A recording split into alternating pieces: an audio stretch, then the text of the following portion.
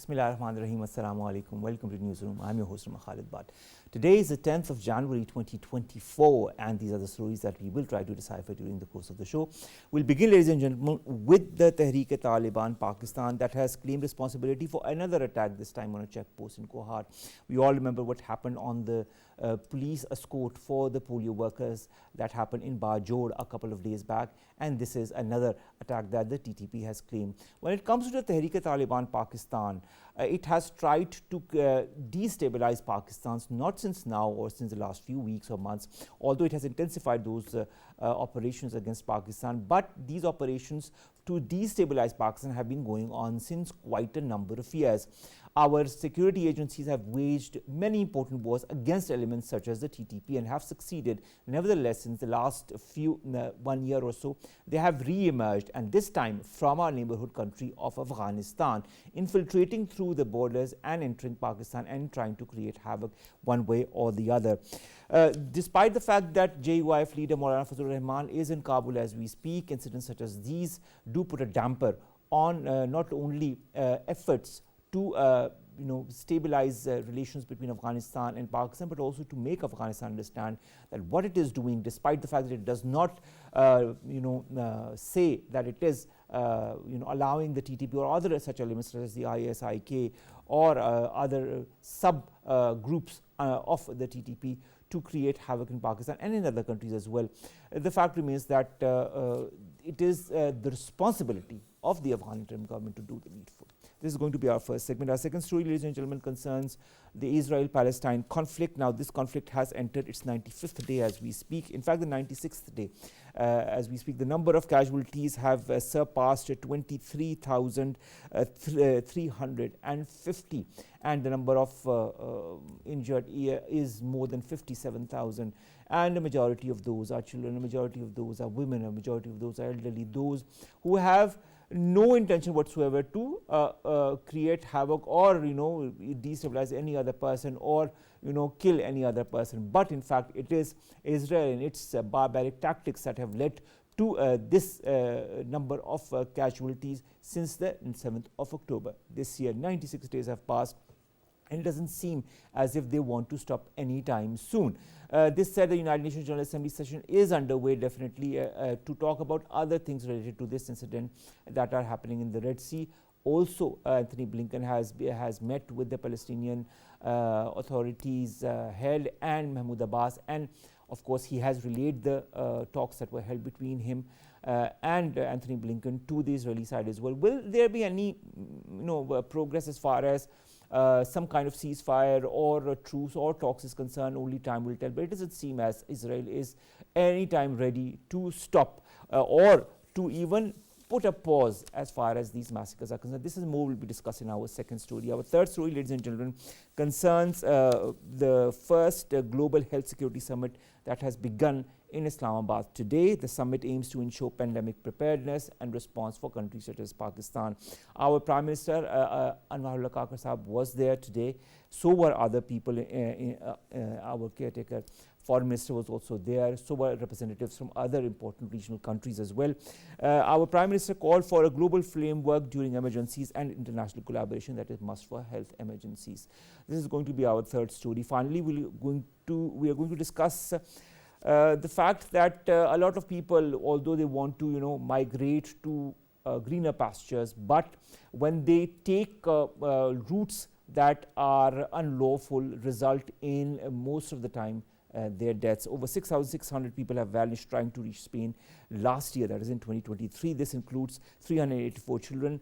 This has been stated by a migrant rights group. Almost 2,400 deaths have been recorded during the previous year of such migrants who are trying to go to safer shores. Also, 6,007 fatalities have taken place on the Atlantic migration route. A sad number of casualties for people who are trying to look for greener pastures. That is going to be our last story. Let's begin with our first, and that concerns the attacks by Tehreek-e-Taliban Pakistan in Pakistan. And the fact remains that it is not just since the last few weeks or since the last few months. In fact, these attacks by the TTP started way back, in fact, almost a decade or so back. And our security agencies thwarted the attempts by organizations such as the TTP way back by taking part in important operations and were quite successful. But since the Afghan interim government came into power, what happened is that somehow, somewhere, there is a free hand that is given to organizations such as the TTP or the ISIK to enter Pakistani soil through their borders, although they do deny it, but the fact remains and the reality says otherwise. We've been joined by Lieutenant General Raza Khan Saab. He's a senior analyst and joins us online. Sir, thank you very much to have joined us. Kohat, Bajor, many other incidents in the past, and if we go back in time, even a decade back, the number of incidents and the fact that TTP was behind most of them. What has the intention been of TTP all this time and in 2023 and 2024? Okay, Bismillah ar-Rahman ar-Rahim. I think the TTP may be playing the lead role in these terrorist activities, particularly in the two provinces of Balochistan and in KP. But I think there are other terrorist groups also who may be either working independently or in coordination with the TTP, and I'm referring now to the BLA, who have surrendered to the government, but maybe some elements are still there, operating either from Afghanistan or from Iran or from other areas, and yes, so all these terrorist groups are responsible for attacks, and I think the government of Pakistan has been using and shall continue to use all elements of its national power to contain it and eventually to finish it, and they will include political means and measures, diplomatic means and measures, military means and measures, and in addition to that, I think the government of Pakistan has a national action plan.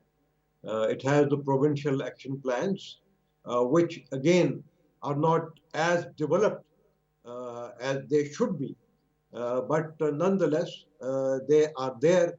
And I think the two governments that I mentioned, Balochistan and KP, their CTT departments, I think I've been saying this, again and again, that they need to be strengthened.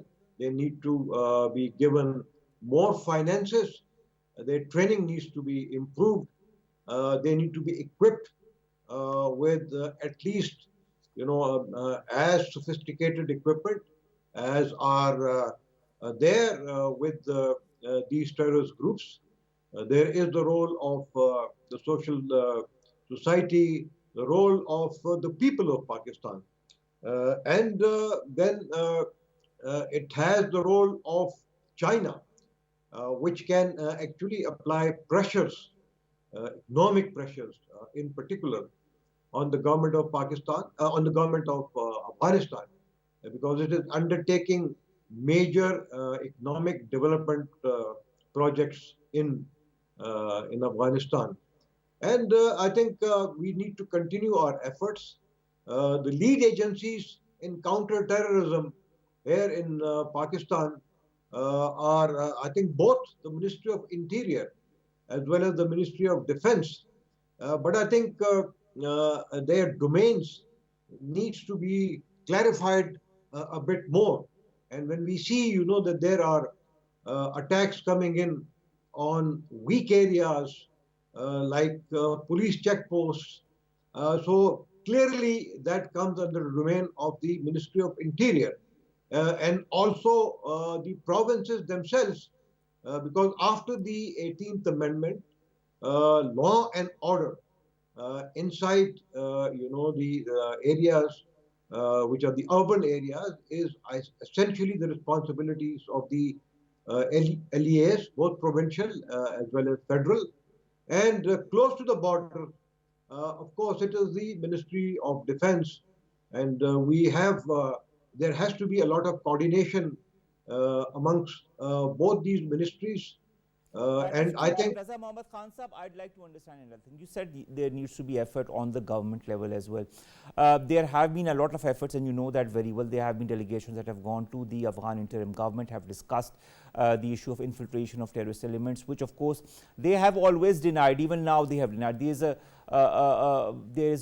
JUIF leader, Maulana Rehman Sahab, who's there with other people in Kabul as we speak. He has met with important leaders in the interim Afghan government. But at the same time, when we hear statements coming from the spokesperson, Zabiullah Mujahid, who says that he reiterates the same old position of the government that the TTP issue is an internal issue of Pakistan. It gives a very clear outline or statement from the Afghan side that they do not want to do anything as far as stopping such elements from entering Pakistan is concerned. Then what should we do? Do you feel we should be more stringent as far as our relations with Afghanistan is concerned? Should we join hands with other regional powers and thwart these activities once and for all, and request the Afghan government to also enter their territories in order to stop them once and for all? What should we do? well, I think I have already hinted at the various options available to Pakistan. I don't want to repeat them. And I think we are using all these options. When it comes to applying pressure on the present Afghan government, then I think there have to be incentives and disincentives given to them, whether they are political, diplomatic, or military, whether they are defensive actions from us or offensive actions. And offensive actions could also mean, taking out the bases of all these terrorists inside Afghanistan. That is again a political decision, and I think if the government of Pakistan feels it appropriate, then the armed forces can be given that target as well, and they're quite capable of actually eliminating them. When we talk again of other incentives or disincentives, we have already taken the right decisions of sending back all Afghan refugees who were residing in Pakistan illegally. And we continue to If do we so. find, We continue to do so. yes, that is an ongoing process. And if we see, that this kind of a disincentive, which was not only necessary to counter terrorism, but there was organized crime, as the Prime Minister very recently pointed out, from some of these people.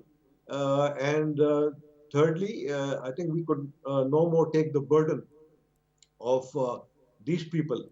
So if this doesn't work, then again, the people of Pakistan would probably want that all other Afghan refugees residing in Pakistan, and I'm talking of the registered ones, probably they at some stage will also have to leave Pakistan and go back to their country. These are some of the incentives and disincentives.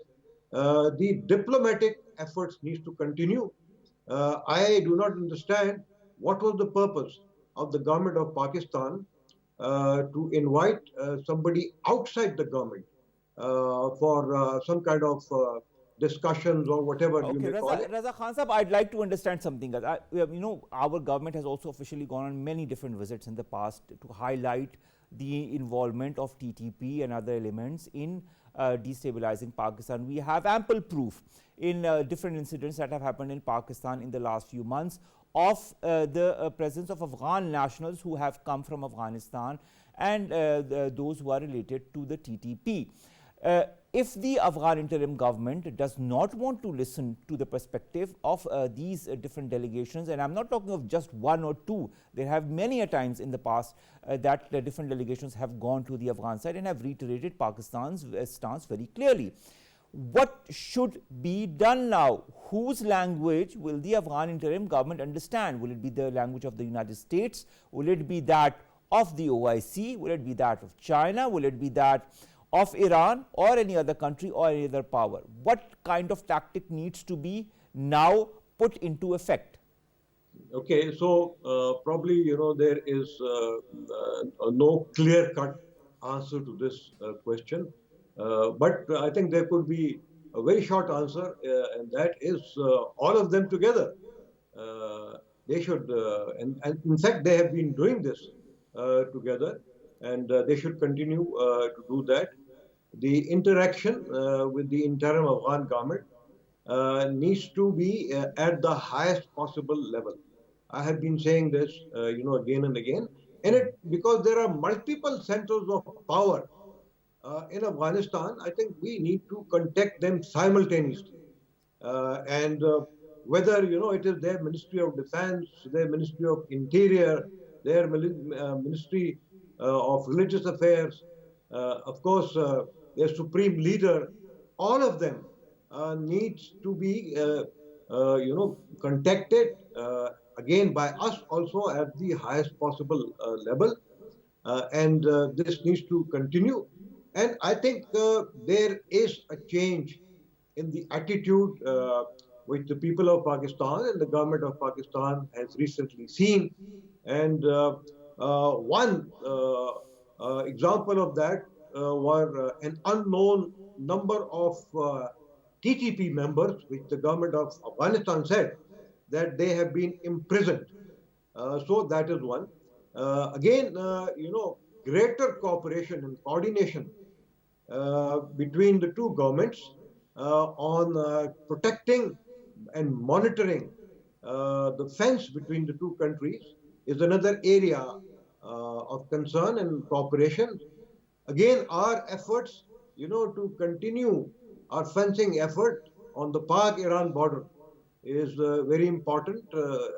That will again need money, and I'm sure the government is going to provide more money for that, because sometimes what happens is that the terrorists, particularly who enter Balochistan, they are using the porous areas of the Pak-Iran border, and there are again some areas of the border fencing between Pakistan and Afghanistan where there is no fence. That is only, I think, a very small percentage.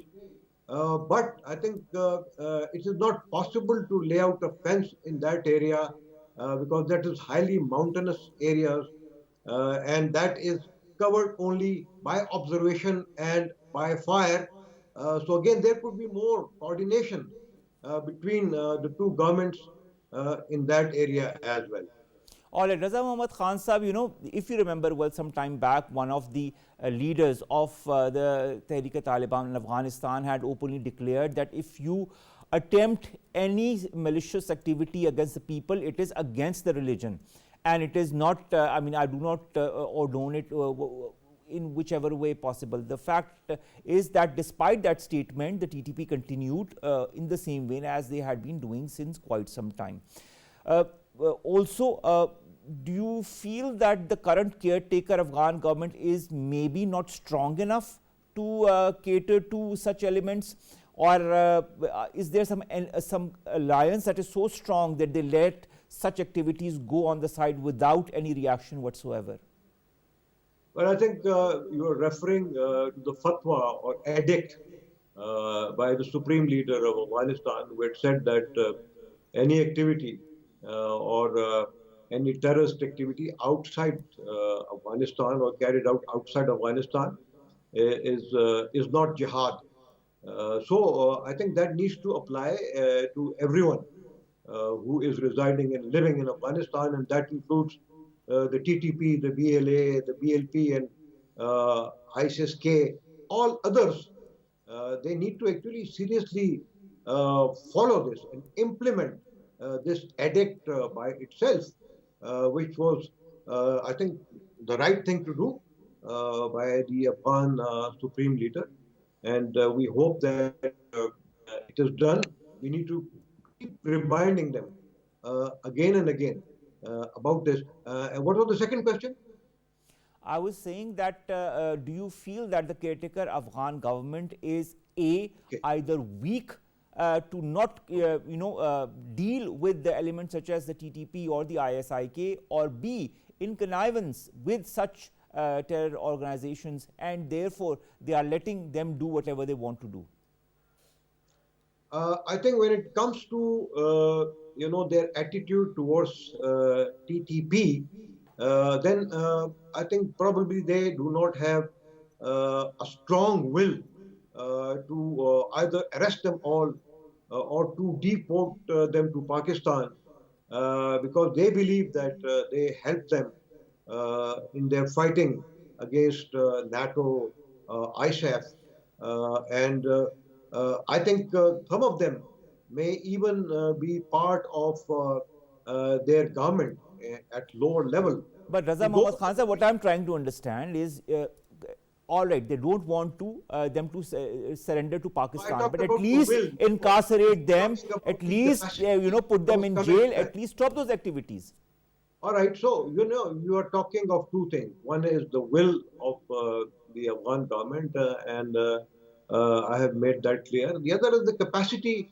I think they're talking that they do not have the capacity, to let's say control all these terrorists who are operating there.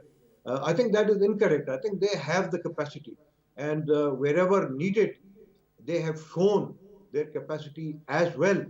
And the government of Pakistan also understands that, and therefore, I think there is a range of options available with Pakistan, and I made a mention of all of them, and I think all these options needs to be applied, and at the same time, I think equally important is our own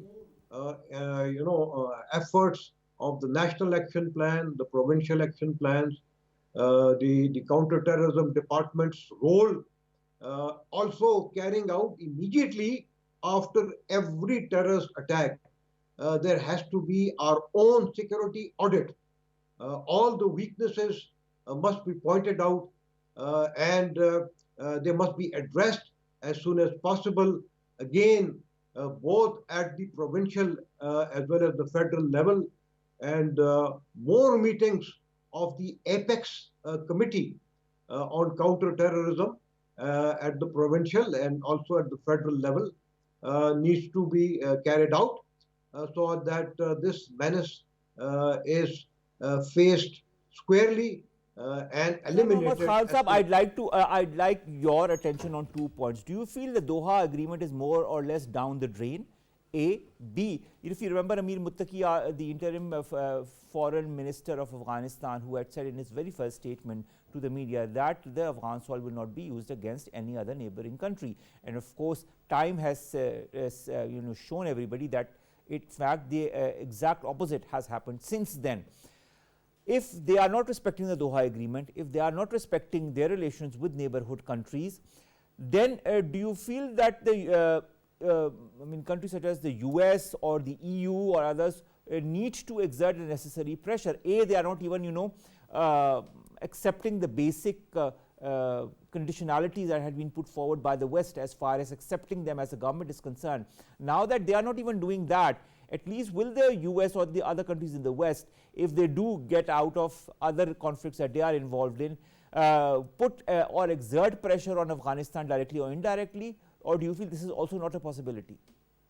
Well, when you talk of the Doha agreement, and so the Taliban government say that that was an agreement not signed between Afghanistan and Pakistan, and therefore they say that it is not applicable. Although they have promised, in that agreement that they will not allow Afghan soil to be used against anyone for terrorism. So therefore, I think on this, if there is a terrorist act against NATO, ISAF, with whom this agreement was signed, then I think they will definitely they would retaliate, and they will retaliate. I think in all domains, militarily probably, that is more likely, and of course diplomatically, politically, and economically as well. But because there have been no attacks on them, so they are rather quiet, and they, other than uh, condemning this attitude of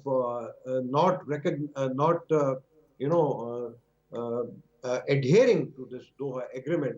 They're only doing that politically and diplomatically, and beyond that, there isn't much. So I think more it is we'll have to be doing all this, whatever we have to do on That is true. ourselves. We'll have to do whatever we have to do, and I think maybe the time has come, because the way that the Afghan government is reacting to these different nefarious militant organizations that are destabilizing Pakistan. We will wait for the next few days or weeks on how what will be the new modalities as far as Pakistan's counterterrorism narrative or Pakistan's counterterrorism strategy is concerned.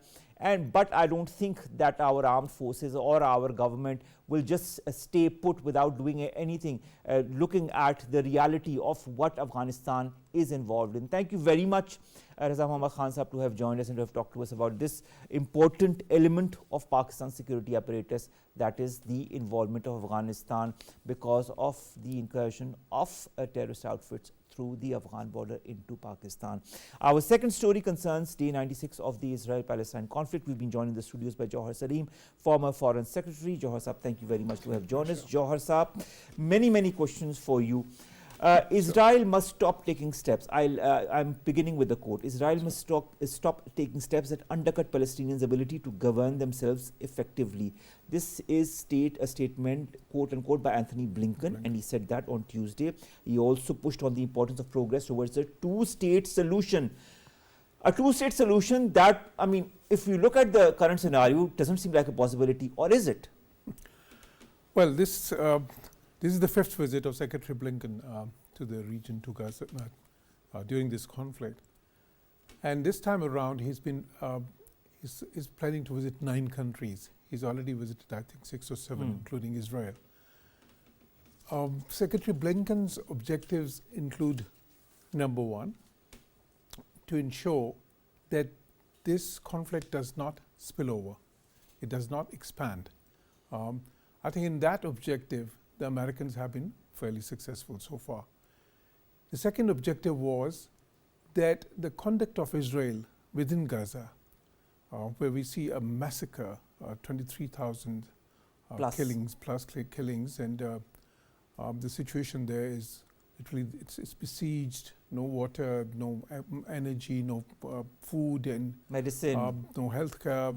The hospitals stand destroyed, and we heard that every day, like 10 children are being amputated. So that was just to moderate their relentless massacre, literally, as it has been called by many analysts. And the third is to pacify the Israel's neighbors, whom Americans had gotten involved in a quest for regional integration, in a quest for normalization of relations with Israel. And Abraham Accords, where 4 countries, 2 in the region and 2 in Africa, UAE, Bahrain, and then Morocco and Sudan. And talks were in a decisive phase, as per many observers, with Saudi Arabia, which would have been a game changer perhaps. But then, of course, the 7th October happened. Now, it's clear that following these 23,000 deaths and what has happened in Gaza, because before, what the thought process in the US seemingly was that let the status quo continue in the Palestinian sort of, like limited self-rule areas, which was Gaza and the West Bank, and let's try to institute this sort of as they call it, integration. Basically economic relations, diplomatic relations, political relations. Because of course the Americans felt that many of the countries in the region had one common enemy, and that was Iran. And that is where sort of, that was the nucleus of their sort of, the whole quest. But after what has happened, I think Americans realize that it would not be possible to do that in the same manner as before. Because but they are still backing Israel, aren't they? Of course they'll back Israel, because see, the US-Israel relations This is a special relationship. Israel has a bipartisan support within the US. It has a very deep-rooted support within the US institutions. And its security and its sort of, promotion of its interest is part of the US foreign policy objectives in many ways. Having stated that, I think the Americans now realize that if they have to go on with the integration process, with the quest for normalization in the region between Israel and very important US allies, or at least friendly countries with which US has very important relationships.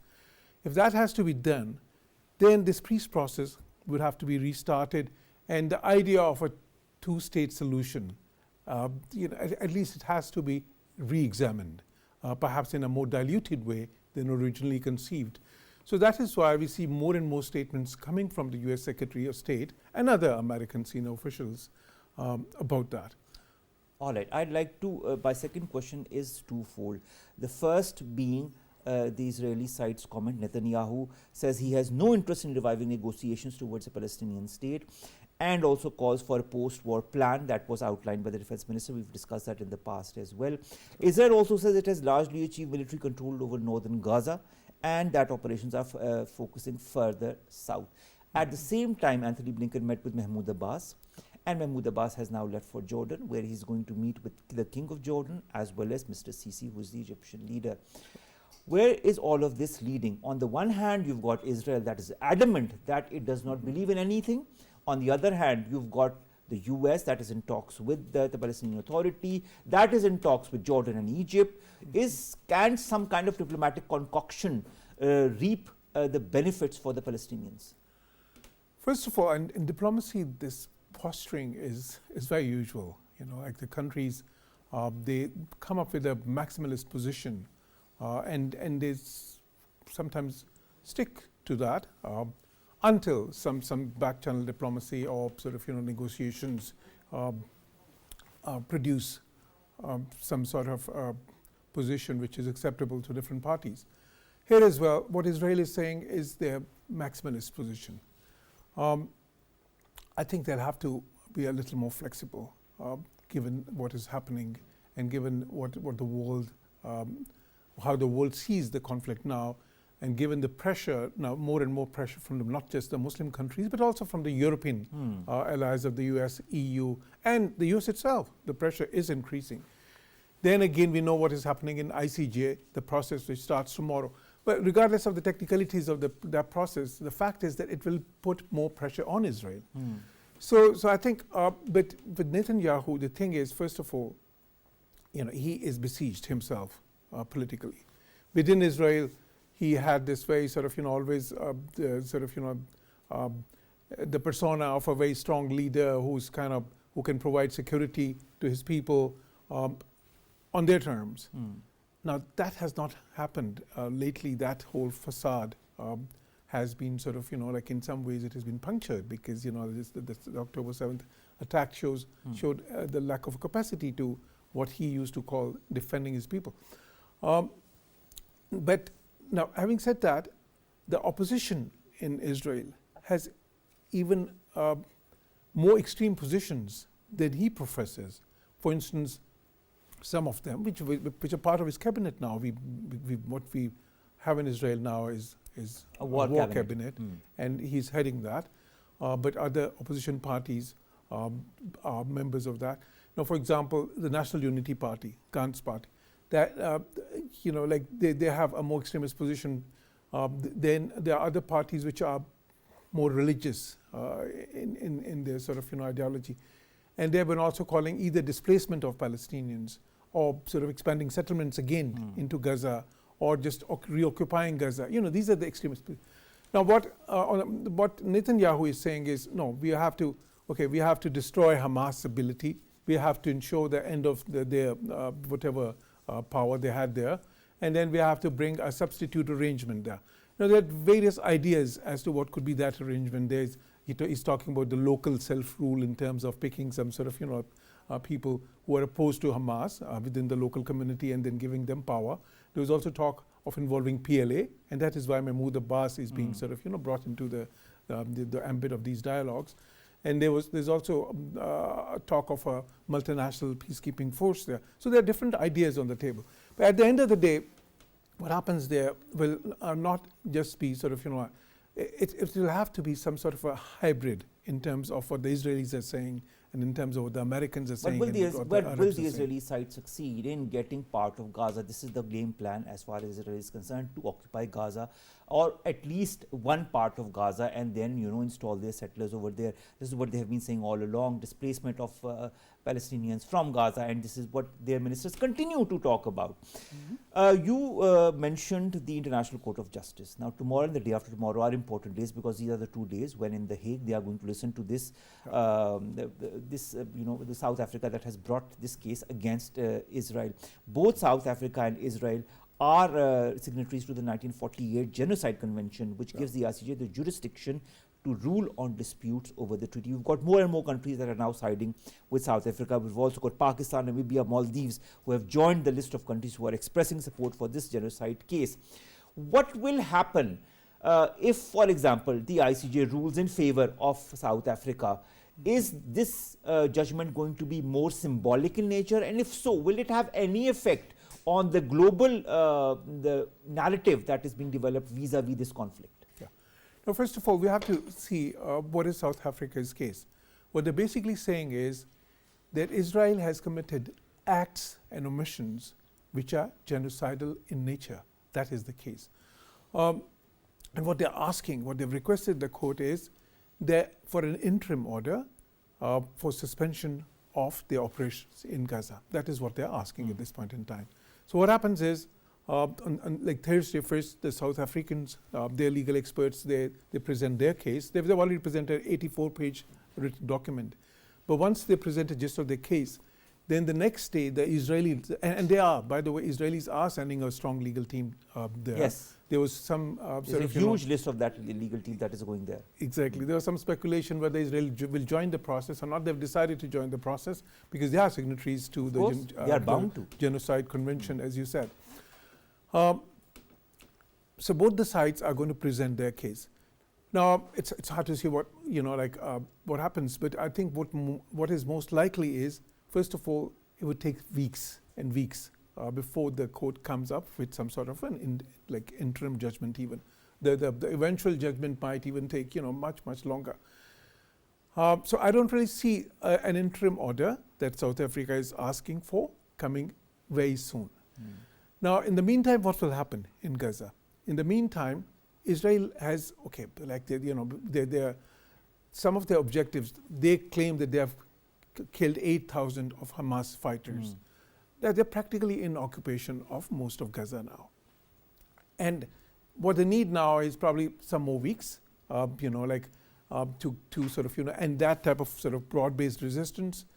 And then, of course, they could go on for those targeted operations for a much longer duration. So their objective at this point in time would be that they would, first to delay the proceedings, Secondly, we have to remember that ICJ in the past has never, ever given any ruling against any country in the world. Although we have seen so many instances in the past 60, 70 years with, like in Congo and many other places, phenomena which were very close to genocide. But ICJ never gave such a ruling. The closest they came was in 2007, and that was against Serbia. But the language that they used there was basically that Serbia did not meet its obligation to prevent a genocide. So again, it was a very diluted language. So I don't really see ICJ coming in very clear terms. All right. In condemning Israel or giving a ruling. Whatever terms it comes with, will it have any effect, symbolic or otherwise? I think the biggest impact is what I've already mentioned, and that is that it puts one more dimension of pressure on Israel. Because see, as these proceedings ensue, and sort of, this would be, the world media would be watching, the world would be watching, right? So that is the international public opinion, which is already turned against Israel. You talked of dimensions of pressure. I'd like to reiterate what Beijing's foreign ministry has recently said. and it has called for a comprehensive and immediate ceasefire, and it has urged Israel to stop collective punishment against the civilians in Gaza. And it also has urged the parties to the conflict, quote unquote, in Gaza to implement the relevant United Nations Security Council resolutions. Will China's role be important, or will it be sidelined? Well, China has had been active within the United Nations Security Council. It's a permanent member. Of course it is. And as we know, the other permanent members, like many of them, they have been siding with the US itself, and of course the other France, for instance, in the UK. They have been siding with Israel in the since the beginning of the conflict, and the US vetoed many resolutions, draft resolutions against Israel, and they tried to dilute the resolutions. And the only resolution which could pass from there was about the resumption of assistance. Nothing to do with even ceasefire, not even a very diluted language on ceasefire. China had been very clear from the very beginning. Americans have started talking about revival of negotiations on two-state solutions now. China had said that at the very inception of this conflict. November. In the month of November. When nobody else was talking about that. So Chinese have a clear stance on that, and China has a weight in the world, of course. We cannot. It is because of China that Iran and the King of Saudi Arabia, had a proshmo after many years. Exactly, the diplomacy they play. So they have a role. So we can't say that they would be marginalized. Their weight would be there, their voice would be there, and their voice would be added to all the voices which are now being heard against Israel's actions. So China's voice really adds a great deal of weight to that. All right, finally, the United Nations is set to discuss a US proposed resolution today that is going to demand an immediate halt to attacks on vessels in the Red Sea. And this is a US-backed resolution. Why couldn't US have backed resolutions for a ceasefire in Palestine that led to this incident in the Red Sea?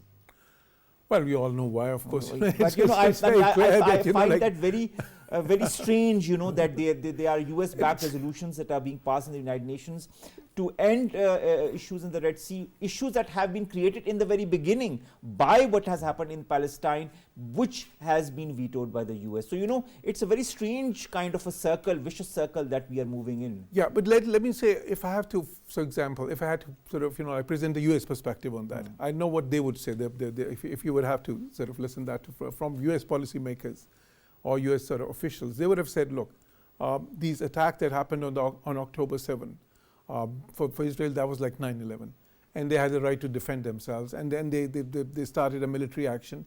Now, the military action itself, the Americans have supported. What they have not supported is the conduct of Israel, some parts of the conduct of Israel in that military action, and that is their position, that the military action was justified, but it should have taken place in a manner that the civilian casualties could have been limited, and the sort of the assistance in Gaza should not have been blocked, and certain other caveats. So I think that has been the US position on that. As for these attacks, of course, the US position is that they are trying to stop this conflict from spilling over, and this is a very important part of that. Finally, I'd just like to end with a quote, and I want a one-line answer to it. Palestinian people are here to stay, quote unquote. This has been said by Riyad Mansour, the UN Palestinian ambassador, in the United Nations General Assembly today. He said that his people are being slaughtered, but he said that the Palestinian people are here to stay. This is a quote that I really find very strong, which means that there is a definite Palestinian opinion or point of view as far as their people are concerned. They do not want to go as migrants to either Jordan or Egypt or any other third country, or even to Congo, as has been talked about in the past as well. If this actually happens, and they are the Israelis or the other countries in the West cannot push the Palestinians, does that mean we are going to see a huge slaughter of more Palestinians in the coming days? I see that what is continuing will continue, but I see the intensity lessening in the coming days, rather than enhancing. All right, thank you very much, Jauhar Saleem Saab, to have joined us, Foreign Affairs expert and former Foreign Secretary, in the studios talking about day 96 of the Israel-Palestine conflict. We can only hope for the best, ladies and gentlemen, and we try to see the silver lining, but nevertheless, for the moment, we don't see that happening anytime soon. Last two stories, ladies and gentlemen. Our Prime Minister has called for greater collaboration at the international level to effectively respond to health emergencies. He was talking while inaugurating the two-day Global Health Security Summit in Islamabad today. He said that our commitment should extend to establish global frameworks that facilitate information sharing, joint research and collaborative strategies for an effective response during emergencies. Minister for National Health Services, also Dr. Nadeem Jan, said Pakistan has been an ardent supporter of global health security, steering collaborative efforts for a safer and more secure world. Caretaker for Mr. Jalil Abbas Gilani also said Pakistan supports amendments to the international health regulations for 2005 and adopting a pandemic instrument. U.S. Ambassador to Pakistan Donald Bloom, Saudi delegation and Minister for Health Dr.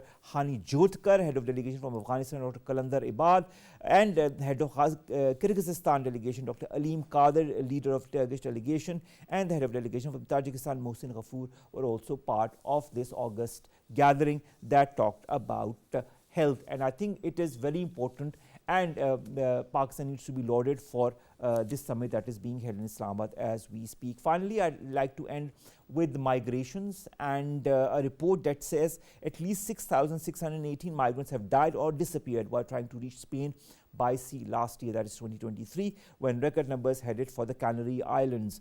This is a report that has been published by a migrants' rights group. This figure is almost 3 times the number that was recorded in the previous year, that is 2,390.